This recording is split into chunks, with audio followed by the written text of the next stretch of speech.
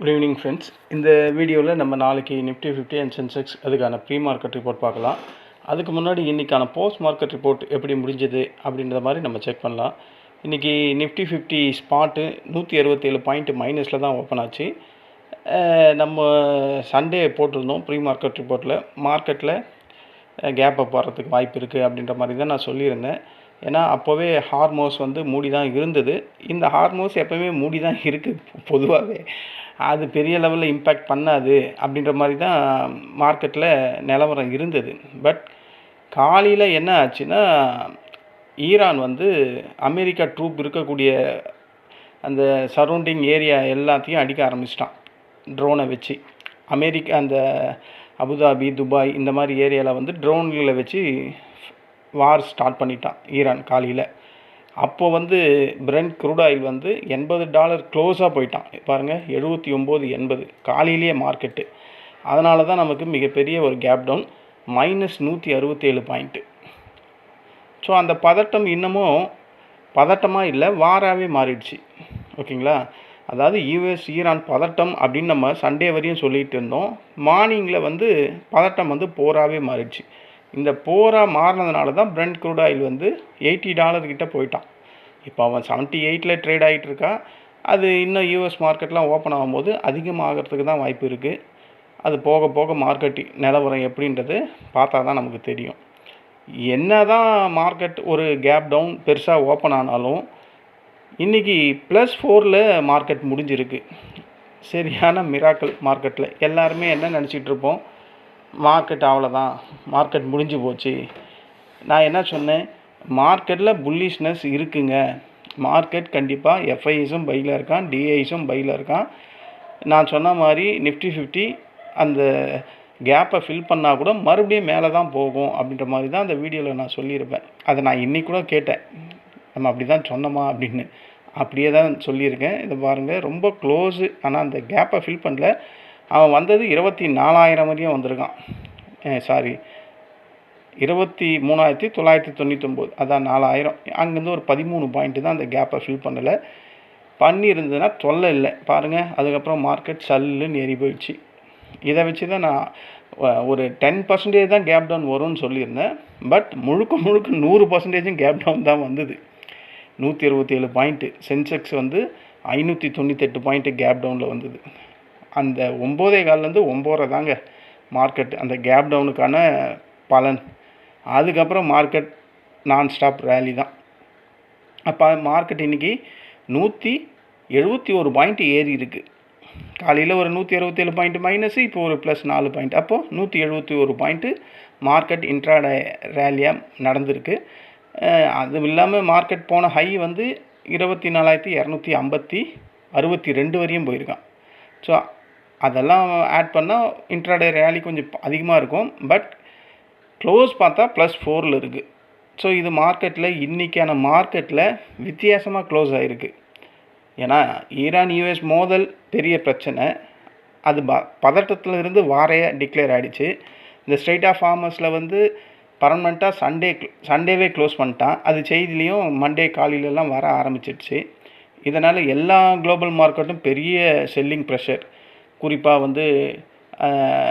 Japanese market, Japanese பாருங்கள் 2% கிட்ட 1,315 point minus.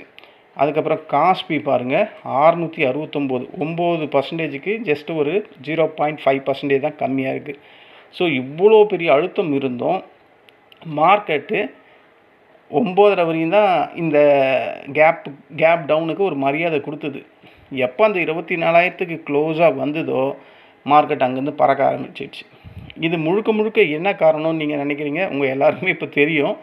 முழுக்க ஐடி செக்டாரை வச்சு மார்க்கெட்டை மேலே தூக்கியிருக்காங்க. நீங்கள் இன்றைக்கி போய் பார்த்தீங்கன்னா ஐடி செக்டார் எனக்கு தெரிஞ்சு ஒரு 3.6%க்கு மேலே இன்றைக்கி இன்க்ரீஸ் ஆகிருக்கும். குறிப்பாக TCS, HCL, tech, Infosys, tech Mahindra இந்த மாதிரி ஸ்டாக்ஸ் எல்லாம் பின்னி பெடல் எடுத்துருச்சு அப்படின்னு தான் சொல்லணும். மார்க்கெட்டில் இவங்களால் மட்டும்தான் இன்றைக்கி மார்க்கெட்டு இந்த 167 மைனஸை மீட்டெடுக்க முடிஞ்சுது. சென்செக்ஸ் ஒரு கட்டத்தில் 700 பாயிண்ட் மைனஸில் போச்சு. நம்ம எல்லாம் பார்த்துக்கிட்டு தான் இருந்தோம். அந்த 700 பாயிண்ட் மைனஸை ரெக்கவரி பண்ணி 47 பாயிண்ட் ப்ளஸ்ன்னு முடிச்சிருக்கான். காரணம் இந்த ஐடி செக்டர். ஏன்னா சென்செக்ஸ்லேயும் இந்த ஐடி செக்டர்லாம் இருக்குல்ல, அந்த இண்டெக்ஸ் உள்ள. இப்போது இன்றைக்கி இந்த நிஃப்டியை மேலே இழுத்த செக்டார் எது, பையிங் ப்ரெஷர் கொண்டு அப்படின்னா ஐடி தாங்க ஃபஸ்ட்டு. இன்றைக்கி மார்க்கெட்டில் பல தடவை நம்ம நிஃப்டி 50யை பெரிய லெவலில் கீழே இழுத்தவன் இவன் தான். இன்றைக்கி மார்க்கெட்டு இவ்வளோ பெரிய 167 பாயிண்ட்டை அப்படியே ரெக்கவரி பண்ணவனும் இவன் தான். இன்றைக்கி ஹீரோ ஆஃப் த டே அப்படி யாரானா இவன் தான், ஐடி செக்டர் தான். இன்றைக்கி 3.6% மேலே பாசிட்டிவாக முடிஞ்சிருக்கு. டிசிஎஸ் 5% மேலே தான் இன்றைக்கி க்ளோஸ் ஆகிருக்குன்னு நினைக்கிறேன். HCL, டெக் மகேந்திரா, இன்ஃபோசிஸ்லாம் நல்ல பையிங் ப்ரெஷர் இருந்தது. அதுக்கப்புறம் மீடியா செக்டார் கூட இன்றைக்கி நல்லா இருந்தது. அது கூட ஒரு 2% மேலே இன்றைக்கி பையிங் ப்ரெஷரு. கன்சியூமர் டியூரபிள் அது ஒரு 1% மேலே நல்ல பையிங் இருந்தது. ஆட்டோ செக்டர் அவன் கொஞ்சம் லேசாக இன்றைக்கி சப்போர்ட் இருந்தது மார்க்கெட்டில், அதுவும் தான் இருந்தது. இவ்வளோ இருந்தாலும் மார்க்கெட்டை இன்றைக்கி கீழே எடுத்த சில செக்டார்ஸ் இருக்குது. அது யாருன்னா எஃப்எம்சிஜி. இன்றைக்கி அவன் 1% கிட்ட எஃப்எம்சிஜி வீழ்ச்சி கண்டிருக்கு, பையிங் செல்லிங் ப்ரெஷர் இருக்குது.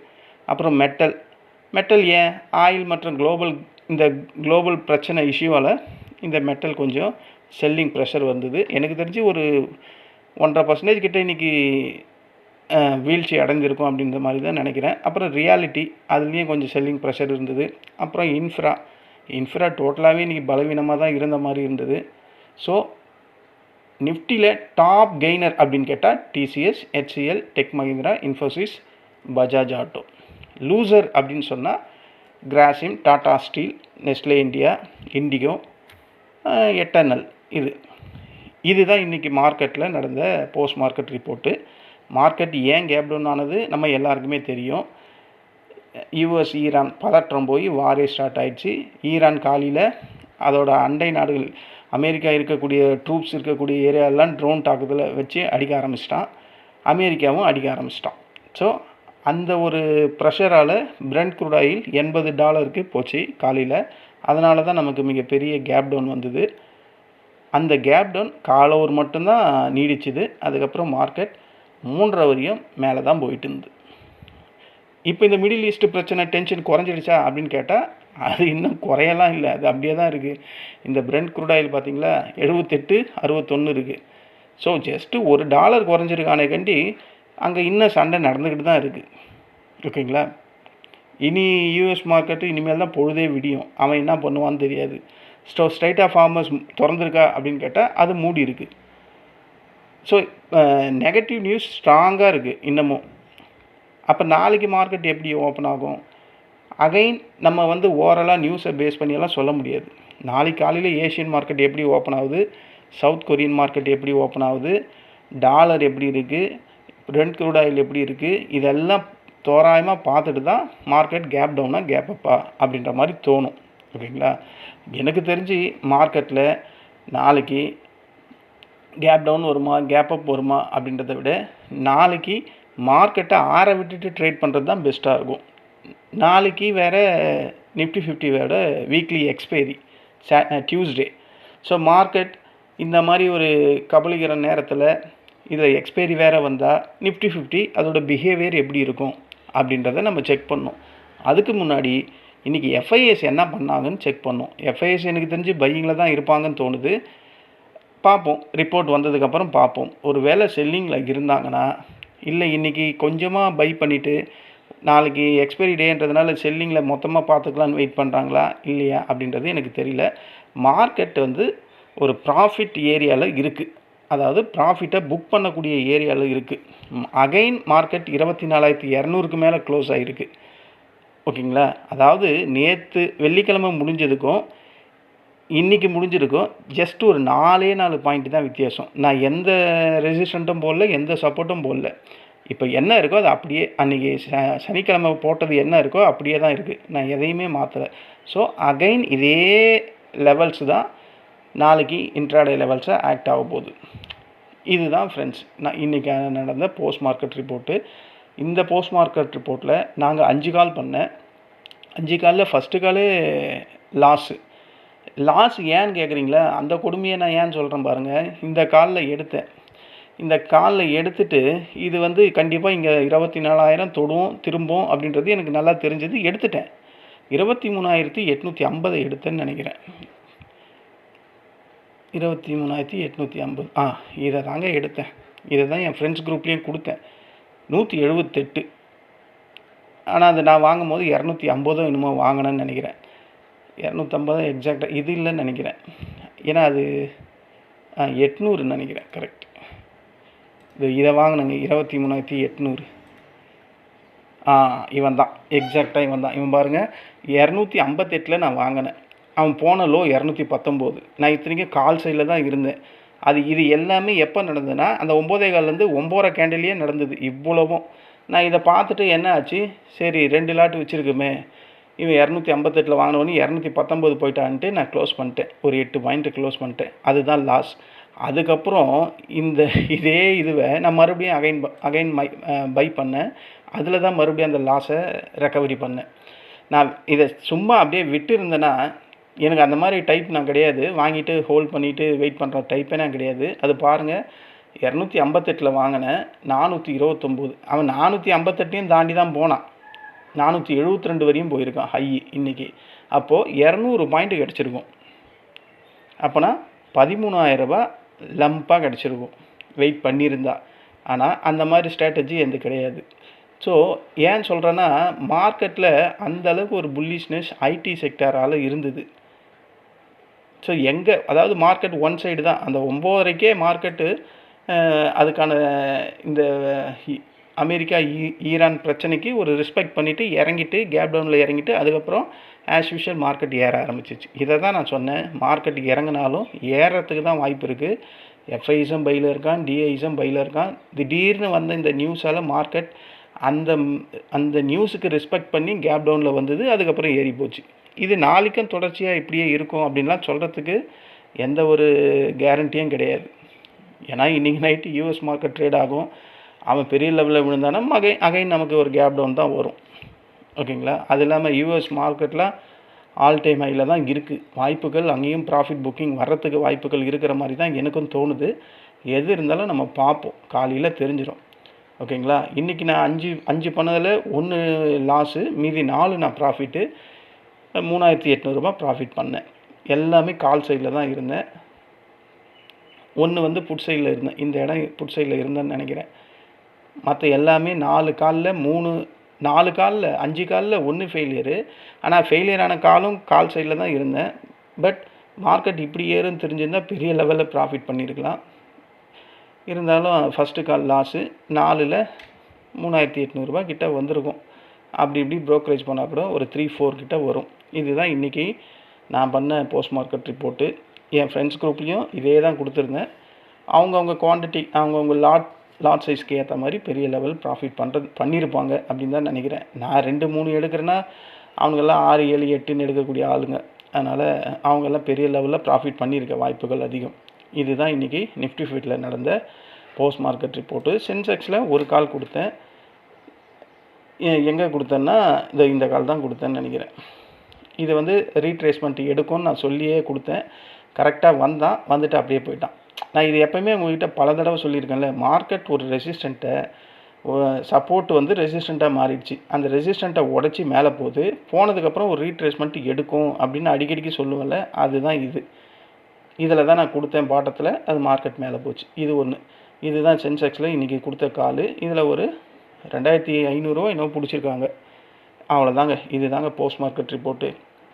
ஓவரால் நாங்கள் எல்லாருமே இன்றைக்கி ப்ராஃபிட்டில் தாங்க முடித்தோம். நீங்களும் இன்றைக்கி ப்ராஃபிட்டில் தான் முடிச்சிருப்பீங்க அப்படின்றது எனக்கு தெரியும். ஏன்னா மார்க்கெட் ஒன் சைடு மார்க்கெட்டு கால் சைடில் ஏறிக்கிட்டே இருந்தது. இன்றைக்கி எல்லா இண்டெக்ஸஸுமே ஃபஸ்ட் கிளாஸாக எல்லாமே பச்சை பசேல்னு இருக்குது. நிஃப்டி நெக்ஸ்ட் 50 தவிர அவன் மட்டும் தான் 280 point minus. India VIX again வந்து இம்ப்ரூவ்மெண்ட் ஆகிடுச்சு 13.28. ஸோ வெலாட்டிலிட்டி நாளைக்கு கண்டிப்பாக இருக்கும். காரணம் என்ன? யூஎஸ் ஈரான் போர், பிரெண்ட் க்ரூட் ஆயில் விலை உயர்வு, நாளைக்கு நிஃப்டி 50 வீக்லி எக்ஸ்பெரி, 3ம் சேர்ந்து தான் இந்தியா விக்ஸ் வந்து 13.28 அப்படின்றது இங்கே ஷோ காட்டுது. ஓகேங்களா? மார்க்கெட்டில் ப்ரைஸஸ் எல்லாம் பாருங்களேன், அநியாயத்துக்கு இருக்குது. கால் சைடில் புட் சைடில் பார்த்திங்கன்னா அந்தளவுக்கு இல்லை. ஸோ மார்க்கெட் புல்லிஷ்னஸ் இன்னமும் மெயின்டைன் பண்ணுது அப்படின்றத கால் ப்ரீமியம் இங்கே கண்கூடாக காட்டுது. இதெல்லாம் வச்சு நாளைக்கு நம்ம மார்க்கெட் எப்படி ஓப்பன் ஆகும் அப்படின்ற மாதிரி பார்க்கலாம். அதுக்கு முன்னாடி இப்போ வேர்ல்டு மார்க்கெட் எப்படி ட்ரேட் ஆகுதுன்றது ஒரு கிளான்ஸ் செக் பண்ணிடலாம். டவ் 30, S&P, நாஸ்டாக் இனிமேல் தான் அவன் ட்ரேட் ஆகணும், அதனால் அவனை விட்டுருவோம். இப்போ நடக்கிற FTSE 5 point minus, CAC 13 point, tax இவன் மைனஸில் இருந்தான், 40-50 பாயிண்ட் மைனஸில் இருந்தான் நம்ம மார்க்கெட் ட்ரேட் ஆகும்போது. இப்போது ப்ளஸ் 43K வந்துட்டான். நிக்கி பார்த்துட்டோம் 1315, ஆங்சங் 38 பாயிண்ட்டு, ஷாங்காய் 82 பாயிண்ட் மைனஸு, நம்ம NSE Nifty 4, BSE Sensex 47, STI வந்து 1, காஸ்பி பெரிய லெவலில் விழுந்திருக்கு 669, US டாலர் விழுந்திருக்கு, விழலை கிராஜுவலாக கொஞ்சம் இறங்கிருக்கு. நம்ம இந்தியா ரூபி கண்டிப்பாக ஏறி தான் இருக்கும், ஏறிடுச்சு, டிப்ரிசியேஷன் ஆகிடுச்சு. ஏன்னா பிரிண்ட் க்ரூட் ஆயில் ஏறுது இல்லை, கோல்டு குறைஞ்சிருக்கு, பெரிய லெவலில் குறைஞ்சிருக்குங்க, சில்வரும் குறைஞ்சிருக்கு, காப்பர் ஏறி இருக்குது, க்ரூட் ஆயிலும் லைட்டாக ஏறி இருக்குது. இந்த க்ரூட் ஆயில் ஸ்பாட்டு 73,870 இருக்குது. இப்போ நடக்கிற டவ் ஃபியூச்சர் எவ்வளோ ட்ரேட் ஆகுது அப்படின்னு பார்த்தா 57 பாயிண்ட் மைனஸு. இப்போ மணி வந்து 6 ஆக போகுது. நாஸ்டாக் ஃபியூச்சர் எவ்வளோ ட்ரேட் ஆகுது அப்படின்றத ஒரு கிளான்ஸ் செக் பண்ணால் அது 302 பாயிண்ட் மைனஸில் இருக்குது. அடேங்கப்பா. இப்போ நம்ம கிஃப்ட் நிஃப்டி எவ்வளோ ட்ரேட் ஆகுது அப்படின்றத பார்த்துடலாம். 24,189. நம்ம கிஃப்ட் நிஃப்டி இப்போ ஒரு 28 பாயிண்ட் மைனஸில் இருக்குது, மணி 6 ஆகுது. இது போக போக தான் நமக்கு தெரியும். இப்போ அதை பார்த்தெல்லாம் ஒன்றும் நமக்கு தெரியாது. ஏன்னா US மார்க்கெட்டு ஓப்பன் ஆகும் 7-7:30. அதுக்கப்புறம் அவன் ட்ரேட் ஆகி அவன் பாசிட்டிவில் முடிகிறானா நெகட்டிவில் முடிகிறானா அப்படின்றது நமக்கு தெரியும். அவன் நெகட்டிவில் முடிஞ்சால் பிரெண்ட் க்ரூட் ஆயில் விலை ஏறிச்சுன்னா நமக்கு கேப் டவுன் ஓப்பனிங் கண்டிப்பாக கிடைக்கும். பிரச்சனை இன்னும் தீரலை US ஈரானுக்கு நடுவில். நான் நேற்றே சொன்னேன்ல, இந்த பிரெண்ட் க்ரூட் ஆயில் காட்டி கொடுத்துருங்க அப்படின்றத இதுதான் காட்டி கொடுத்தது. காலையில் பாருங்கள் 79.80 ஓப்பன் ஆனதே அங்கே தான் ஓப்பன் ஆச்சு. அதனால தான் எல்லா மார்க்கெட்டும், இத்தனைக்கும் ஜாப்பனீஸ் மார்க்கெட்டெல்லாம் பாசிட்டிவில் ஓப்பன் ஆச்சு 480 பாயிண்ட்டு நான் பார்க்கும்போது. அதுக்கப்புறம் தான் அவன் பெரிய லெவலில் மைனஸ் ஆனான். காரணம் இந்த ஆயில் பிரச்சனை தான். ஸோ இதை வச்சு பார்க்கும்போது நாளைக்கு ஒரு கேப் டவுன் ஓப்பனிங்ஸ் வந்தால், இது சென்செக்ஸு ரியலாக க்ளோஸ் ஆனது 77,577, வெயிட்டட் ஆவரேஜ் க்ளோசிங் 77,616 இருக்குது. ஸோ ஒரு 150 பாயிண்ட் வேரியேஷன் இருக்குது. ஓகேங்களா, பார்ப்போம். எனக்கு தெரிஞ்சு நாளைக்கு அகைன் ஒரு கேப் டவுன் ஓப்பனிங் வந்தால் ஃபஸ்ட்டு சப்போர்ட்டு 77,190, இது ஃபஸ்ட்டு சப்போர்ட்டு. செகண்ட் சப்போர்ட்டு இன்றைக்கி எடுத்தால் பார்த்தீங்களா 76,825, இது செகண்டு. தேர்டு வந்து 76,562, ஃபோர்த்து வந்து 76,306. இந்த நாளைக்கு இன்டர்டே லெவல்ஸாக சென்செக்ஸில் இருக்க வாய்ப்புகள் அதிகம். இல்லை ஒரு மைல்டாக கேப் அப் கிடைக்குது அப்படின்னா ஃபஸ்ட்டு ரெசிஸ்டண்ட்டு 77,844, அதை உடைச்சா இந்த கேப்பு 78,083, அதையும் உடைச்சுன்னா 78,422.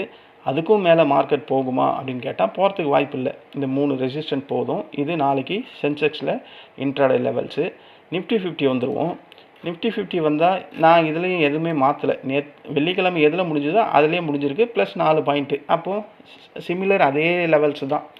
ஒரு கேப் டவுன் ஓப்பனிங் வந்தால் அகைன் வந்து 24,081 ஃபஸ்ட்டு சப்போர்ட்டு. அதுக்கு கீழே மார்க்கெட் க்ளோஸ் ஆகுதுன்னா இந்த கேப்பை இன்றைக்கி ஃபில் பண்ணிட்டான், முடிஞ்சிச்சு. இதெல்லாம் பரவாயில்ல, ஃபில் ஆன மாதிரி தான்.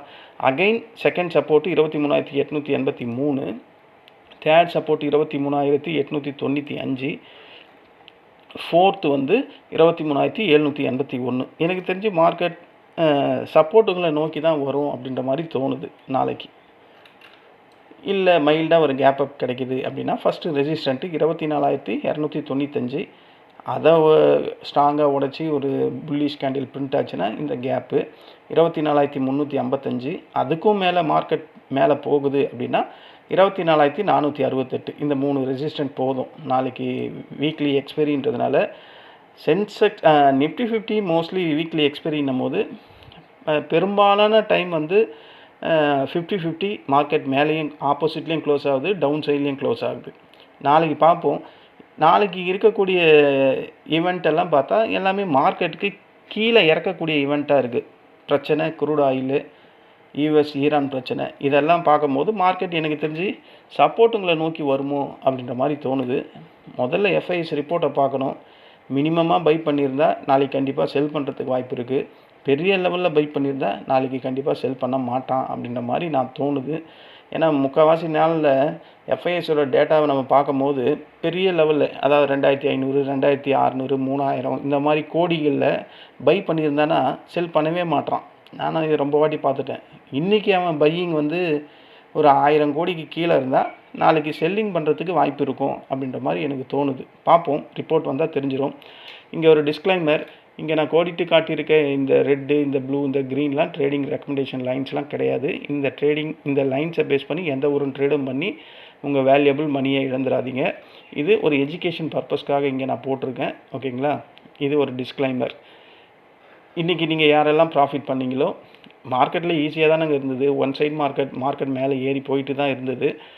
என்ன ஒன்று, பயமுறுத்திட்டு மார்க்கெட் மேலே சகஜமாக ஏறி போயிடுச்சு. இதில் யாரெல்லாம் ப்ராஃபிட் பண்ணீங்களோ யூடியூப் கமெண்டில் சொல்லுங்கள், நானும் தெரிஞ்சுக்கிறேன். நம்ம நாளைக்கு இன்ட்ராடே டைமில் மீண்டும் சந்திக்கலாம். நன்றி, வணக்கம்.